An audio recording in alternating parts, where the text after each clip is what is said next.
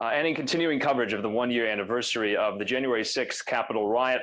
We're also going to be talking about the progress that the House Select Committee on January 6th is making. And joining me now to discuss all of that is Washington Post reporter Tom Hamburger. Tom, thanks for being with us. You know, the committee is moving full speed ahead. One of my main questions is, you know, at the end of the committee's work, what will we see? Will it just be kind of a report issued, kind of like the 9/11 Commission report? What do you think is going to be kind of the end of this all? Andrew, here's what we know from talking with members of the committee. They are planning a very active 2022. They are planning high-profile hearings. Likely, they're discussing actually running some of them in prime time because they hope they're quite dramatic and convincing. And they will have a series of reports. They're well aware, Andrew, of a deadline that's approaching, and that's the 2022 midterm elections, which most prognosticators now say looks very difficult for Democrats. And if Republicans take over control of the House as currently expected, the committee would likely be abolished or transformed in a significant way. And so the committee sees, the committee members, Democrats and the two Republicans who are on it, see a real deadline in 2022. So their plans are, in addition to the hearings we talked about, they're also discussing a series of reports.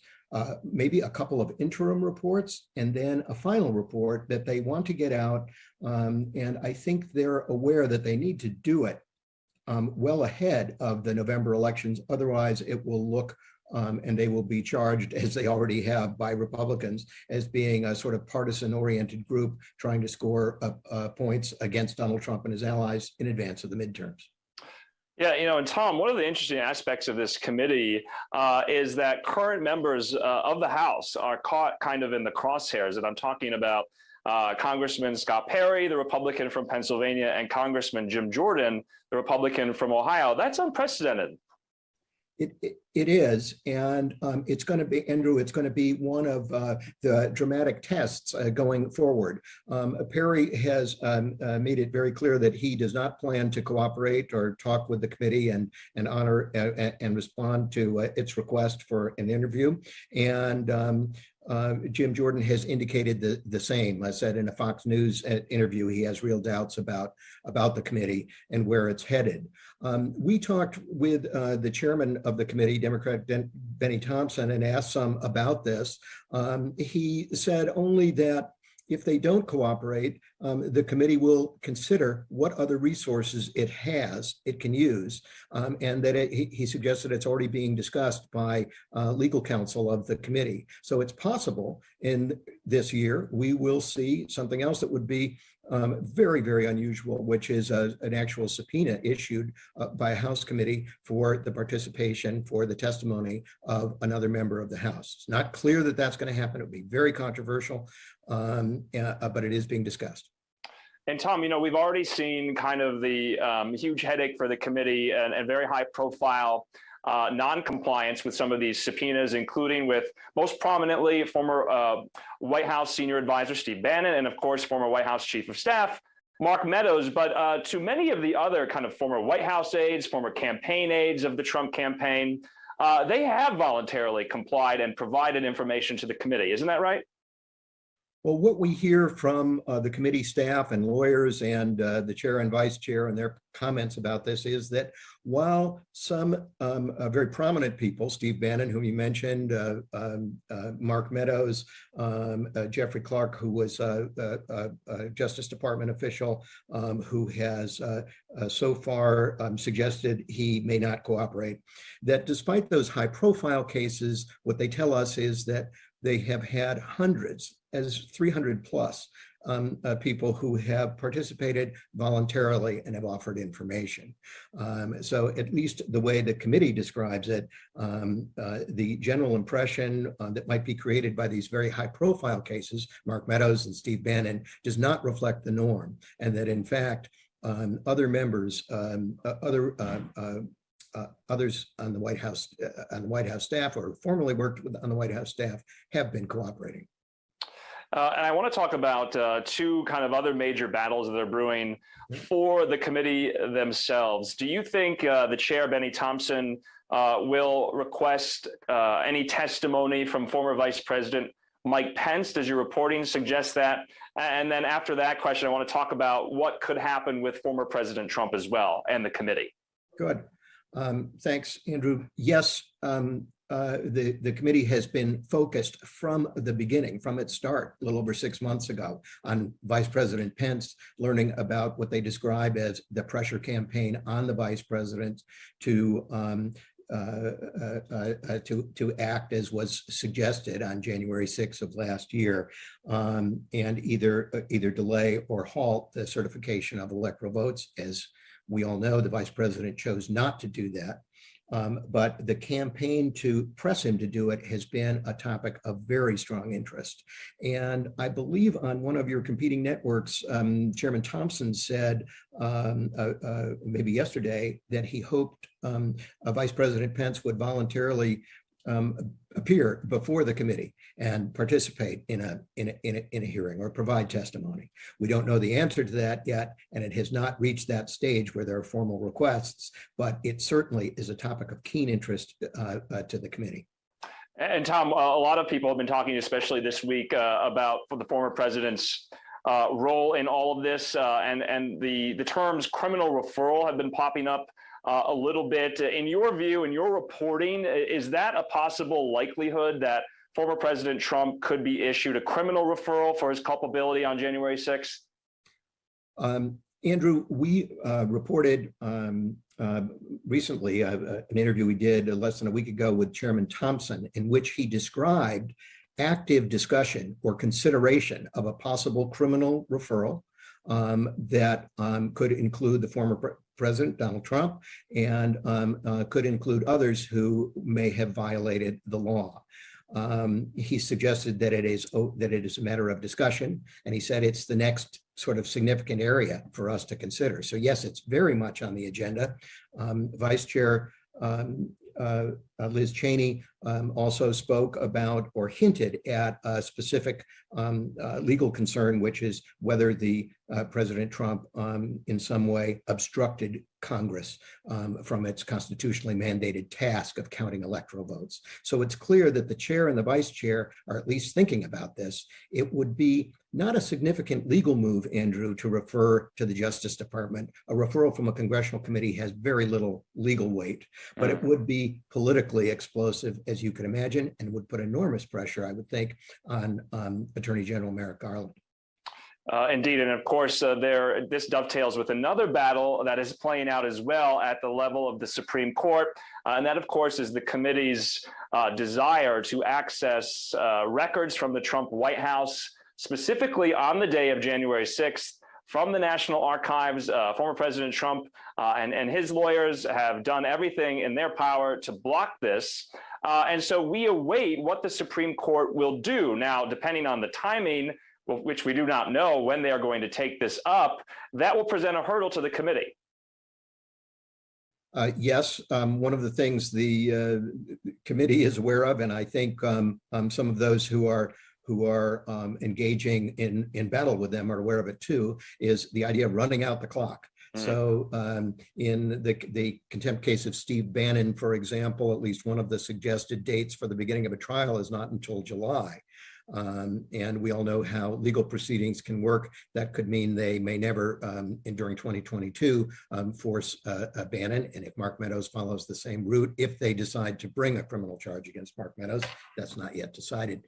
Though the committee has recommended it, that could also be something that would take weeks, months to work out. So the committee is very aware of the time pressure here and has asked the Supreme Court to expedite its response. But as you noted, there's no guarantee of timing on that. And Tom, lastly, I just want to kind of put this to, why the American people should be following this, why they should be caring about this, and one of which, and I don't know if you have the figure, but do you know how much the committee's work has cost for the duration, the taxpayer kind of funded work that this has been, generated? Do we have a dollar amount on that? I'm so glad that you asked, because that's an important fact for us and something we're quite interested in. But because the committee only started 6 months ago, we don't have those figures yet. But please watch the Washington Post, because that's something we want to cover and report on as we're able to learn of it. And just also, for Americans who watched in horror on January 6th and are going to be following some of the coverage 1 year later, what do you think they need to know? What more, besides those images, the news, the reporting that have come out after a year's worth of time? What more do we need to know about what happened that day? Well, that's a great question. And I wanted to just refer back to something you said a moment ago, which is maybe the biggest question and facing sort of the American in American politics right now, which is this extraordinary divide over this very subject between Republicans and Democrats. Washington Post poll and a recent one, I think, from USA Today, found this extraordinary partisan divide. I believe the USA Today poll found that about 80% of registered Democrats thought the work of the committee was very significant, and they wanted to follow its tasks, its effort to recreate what happened and to make recommendations so that something like this doesn't happen in the future. The figure of about 80% was also among Republican respondents was, this is a waste of time. We're not interested in this. And so I think that extraordinary divide is really maybe the biggest question that we're facing. How does this country move forward? How do we resolve this debate over what happened on January 6th? What actions, if any, need to be taken as a result of that? It's a huge question, and it's one that gets to the heart of American democracy. And Tom, sorry to keep you, but just last question. One of the key elements and kind of mandates of the committee, at least from what I've read, is to try to figure out in that several hour time span on January 6th what President Trump was doing. Are they any clearer to an answer on that? So you're absolutely right. That is one of the sort of priority areas of interest, and we've heard that from the Vice Chair Liz Cheney and from Chairman Thompson as well. And what they have described is that they have interviewed people who were in the room during those 187 minutes, and they are very eager to learn more about President Trump's actions or inactions. Chairman Thompson said to us in the interview we did last week that if the president, he was concerned, President Trump did urge protesters to be peaceful and respect law enforcement.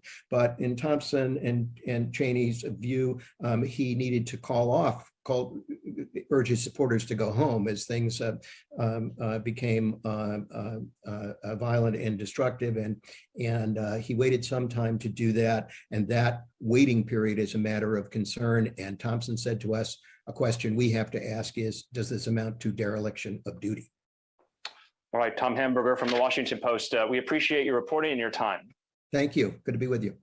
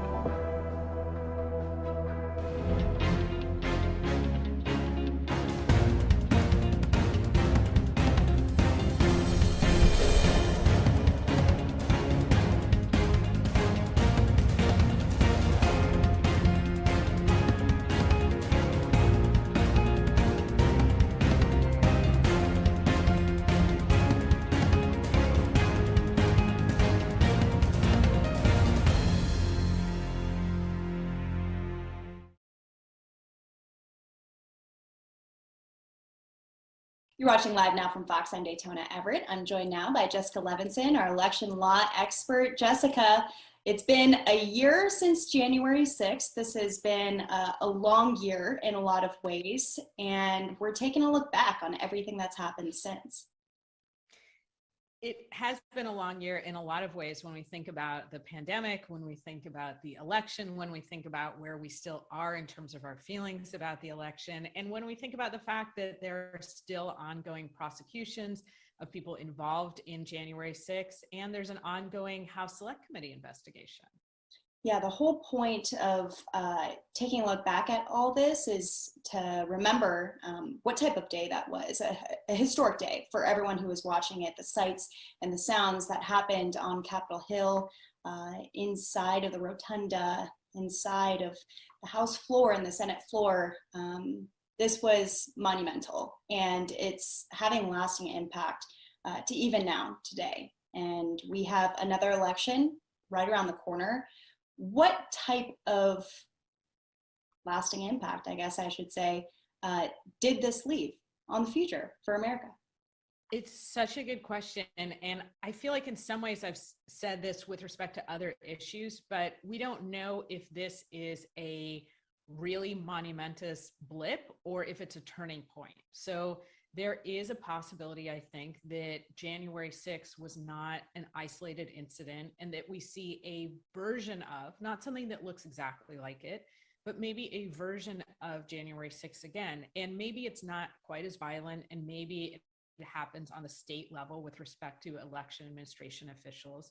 But I think there could be an attempt to push an outcome of an election that doesn't look like what the voters of those states actually voted on, what their tabulations would indicate.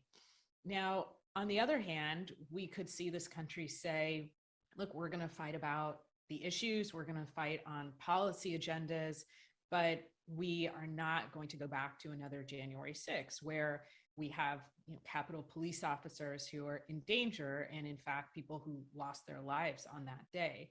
So in a way, a year is such a long time. And then in a way, if you look at the big history of events, and if you look at turning points in countries and whether or not we're on the precipice of something, a year is actually not that long. We know that people have responded to January 6th in very different ways, depending on, frankly, their partisan affiliations. And I can only expect that those differences will continue because they haven't stopped thus far. Yeah, I mean, there was profound response directly after January 6th, so much conversation nationwide about election integrity. People who maybe didn't pay attention to voting and who led their state, who their lawmaker was, who their representative was, were actually paying attention. And I remember talking to you about that exactly a year ago now, and saying that it's now a table topic. People want to discuss politics, and I think people still do. What's to say that people still have mistrust in the government and have mistrust in the election system? What's to hold them back from feeling like that in the future? Because we're not going to beat around the bush, a large population of people who maybe still do feel that way. Yeah, and I think maybe to go back to something that you said that I thought was really important, which is, this is now a kitchen table conversation. And we've also talked about the fact that there is an election this year. It's no longer, the midterms are coming up next year. It's this year. And I think that Democrats have to be careful about putting January 6th front and center. In one way, as we've said, it's a monumentous day. It's really important for us to continue to talk about what happened, who knew what and when, and who intended what and when. And on the other hand, I think that when we go into the midterms, we know from voters that they care about things that affect their daily lives. And as important as January 6th was, and as much as I think it really represents in some ways an existential threat to our country, it doesn't change what your job is, whether or not you have healthcare coverage, how high your taxes are, your views on immigration policy, whether or not your kids are in a good school. So I do think going into the midterms, is it an issue? Absolutely. But so are a lot of other things that I think more kind of specifically impact people in terms of what's happening today on a Thursday for them.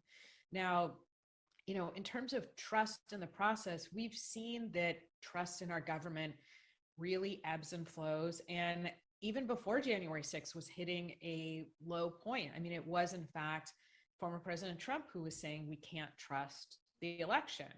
And he said that with respect to 2016 and then again with respect to 2020.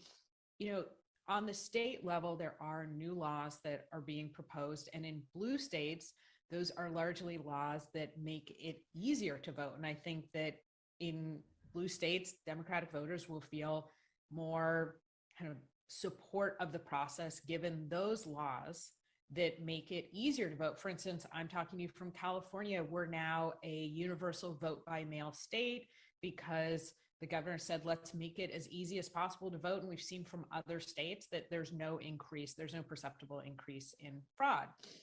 On the other hand, I think in red states, we're going to see the opposite. It will be harder to vote. There'll be more restrictions. And I think Republican voters will feel that that could strengthen the integrity of the process because they feel that there's fraud in the process. And then, of course, there's this kind of third, more amorphous bucket of changes to the electoral process that make it kind of more susceptible to partisan power. And that's where I think we should be concerned. One of the things we saw in 2020 is election administration officials really held nonpartisan Democrats, Republicans. They did their job, they certified the results, and we want to make sure that that can happen and that the people's votes are counted. Yeah, and having done that and gone through this moment, do you think that there were any major lessons learned that will make this next certification process look very different? I don't know that it's going to look different for a couple of reasons. One of which is that we're talking about that people are so divided on what, if there's a problem and what the solution to that problem would be. The other thing is when it comes to election administration, tends to be one of these things that we care a lot about kind of right before and right after an election. Obviously, January 6th, again, a historic day in our country, but we've seen that there really isn't, at this point, political will for an overhaul of election administration. It's hard to get, for instance, any big legislation out of the Senate. And I don't know that that's going to change before the midterm elections, at which point, really, it probably won't change at all. Well, we have a bunch of people who are watching right now, sitting in their homes, probably really into this coverage, looking back at the anniversary of what happened on Capitol Hill and just elections in general. And I think there's a lot of hurt that came out of that day, a lot of frustration, a lot of anger, people feeling like they haven't been heard on both sides of the aisle. What is, I guess, your message to voters who are sitting at home, maybe with still some of that frustration? Oh my gosh, I wish I had a good answer to this. I think the answer has to be that even if somebody tells you don't trust the system, go and vote, go and show up. We still do have a country that is dependent on people showing up. And if you don't, then the people we elect will not truly be representative of us. And that's true regardless of whether or not you're conservative or liberal or moderate, that failing to show up because you don't trust the process cedes power to somebody else. And we don't want to be in a situation where we have a voter class, where we have a group of people and we basically, because we've thrown up our hands on either side of the debate and just said, we don't want to take part in this, it means we're giving a lot of power to somebody else who may or may not represent our views. And we also know in our system, it's set up so that we're having an ongoing conversation with our elected officials. We're not supposed to just check a box and then say, okay, go do your job. And we should hold them accountable. We should make them think that we are going to continue to communicate with us. And I think we all ask, frankly, just too little of ourselves if our civic engagement accounts for voting and doesn't amount to much more than that. We have to stay engaged throughout the 2-year cycle, throughout the 4-year cycle, throughout the 6-year cycle. And so, I hope that people do that. That's not a, you should vote this way or you should vote for this person. That's a, you should not cede power to somebody else. Right. And changes can be made at the local and state level. We've seen that done time and time again in the past. Yeah, absolutely. I mean, we know that, I know it can feel like, oh, my vote makes no difference. But if you look at how close some votes were, and if you also look at the fact that if a lot of people say, oh, my vote makes no difference, then that group actually can really make a difference. Yeah. All right. Any last thoughts, Jessica, on this day? I'm glad that you're doing the coverage, and I'm glad that you're having a moment where we all look back and we think about what changed, if anything, and we think about what we want to change, if anything. Yeah. And we live in America, which is a fantastic thing in itself, and we're all lucky to have that. And so it's our civic duty to get out there and do that. And like we said, next election, very soon, right around the corner. Absolutely.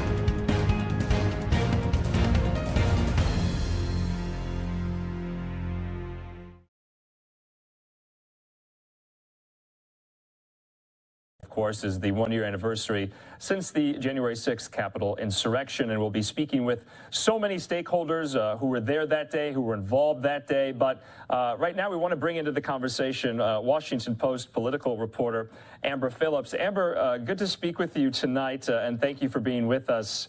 As we look back, can't believe it's already been 1 year. One of my main questions has been throughout this is 2022. It's the midterm election year. Will this be on the top of mind for many Americans as they go into the ballot box, do you think?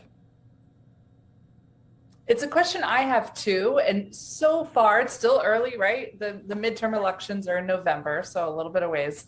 But so far, I'm not seeing evidence that this is top of mind for many voters. And that's a problem for Democrats because they've spent this past year investigating this. They feel like it's something they need to do for the history books. But the special committee in the House could finish its work before November. They hope to have a report out. They hope to sell it and tell the story with these big dramatic hearings. And then Americans are going to go vote and choose who they want to represent them in Congress. If Democrats want to make this part of their campaign, talking about this and the role that they're going to allege likely that Republicans, especially the elite up to President Trump, played in this, they're going to have to find a way to connect the dots, I think, to the average American, because right now, Democrats I talk to, activists I talk to, just feel like this isn't a dinner table conversation people are having. We're all focused on COVID and the cost of goods, everyday goods and services. Yeah, of course, and it will be quite difficult, like you were saying, for Democrats to kind of make this a big ticket item, an issue in 2022. But, thinking back on January 6th, I covered it all day that day, well into the night till about 2 a.m. When the certification actually was final and complete. But this has really become part of a lot of Republicans running in 22. Part of their campaign stump speech, part of their campaign platforms, kind of either dancing around whether or not Joe Biden was legitimately elected or outright saying that he was not. I think that's exactly right. For all the problems Democrats might have making this a political issue, right? I think Republicans have probably a higher hill to climb to deal with this. And that's in part because the status quo talking point is exactly what you said right now. It's quickly becoming what former President Trump likes to say all the time in statements. The real insurrection, he says, took place on November 3rd, not January 6th. That's a longer way of saying this big election lie that he thinks the election was stolen from him. And that's quickly becoming the main talking points. I think one way to witness how this is manifesting in the Republican Party, you're right, look at candidates in 2022 and how they have to toe the line, like Glenn Youngkin in Virginia, who won the governor's race. In his primary, he had to say, I don't think Biden won. But let's look tomorrow at how lawmakers are honoring the day. As you said, it was a traumatic day for everyone in Washington, especially in the Capitol. There were Republican lawmakers in the Capitol scared for their lives. Well, Democrats are holding a big ceremony. President Biden's going to speak in the Capitol. They're going to hold a prayer vigil. They'll invite lawmakers to share their stories. There will not be any top Republican leaders there. In fact, the main Republican event in Washington tomorrow will be Representative Marjorie Taylor Greene and Matt Gaetz holding an event where they're likely to promote some of Trump's election lies. And Amber, just kind of going back to what you were saying, this has become a litmus test for kind of, card-carrying Republicans on whether or not they, talk about January 6th, they kind of whitewash January 6th now a year later, and also, propping up these unfounded claims of election fraud in 2020. My next question is, as far as that goes, do you think, that has staying power not only in 2022, but also are we going to have all of this replayed in 2024 as well? It's a great question. I think it's absolutely possible. And the reason for that is because a year later, we have a majority of Republicans, A year later, we have a majority of Republicans saying in a poll from the Washington Post, University of Maryland, that they believe the election was stolen, that they don't believe it was legitimate. And a majority of them, around 75%, give President Trump the benefit of the doubt that he didn't have any major role to play in what happened on January 6th. That says to me that whitewashing what happened, that the lie that the election was stolen has staying power. And in addition to that, President Trump is now showing real savvy in trying to install a lot of these people who believe or at least say these things into offices that could determine who wins elections in 2024.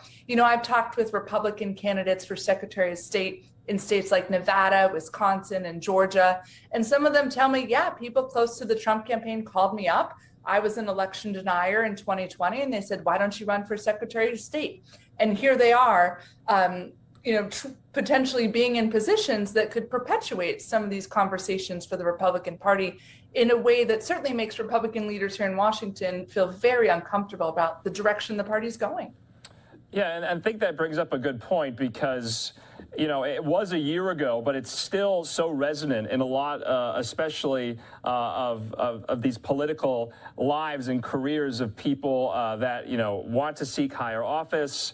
And for Americans as well, when they, are going to vote for certain candidates that want to seek higher office, it always seems like January 6th is somewhere lurking there in the background. And we've heard, and I've spoken with a lot of members of Congress too, and Republican ones at that, and they go back to their home districts and they speak to their constituents. And now some have told me it's not as brought up as it was in the immediate aftermath, but still they get some questions on it.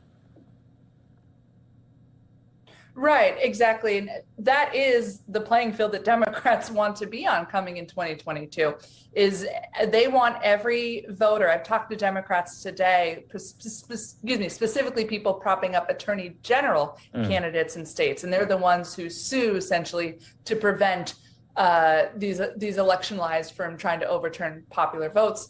I talked to them today and they said, we're trying to do exactly that. We're trying to get voters to ask of their elected officials, which side do you stand on January 6th, on the 2020 election, and going forward, will you support the popular vote of voters?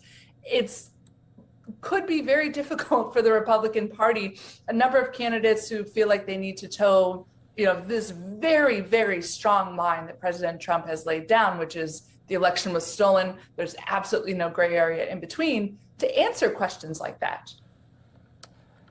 And Amber, I don't want to get too in the weeds on something that has been brought up in the past few days, but we're hearing from some Republican leaders and some Democratic leaders about this kind of arcane law from like 1877. I think it's called the Electoral College or the Electoral Count Reform Law, about reforming that. What can you tell us about that? I don't know if that's under your purview of your reporting, but that seems to be just yet another indication that many of these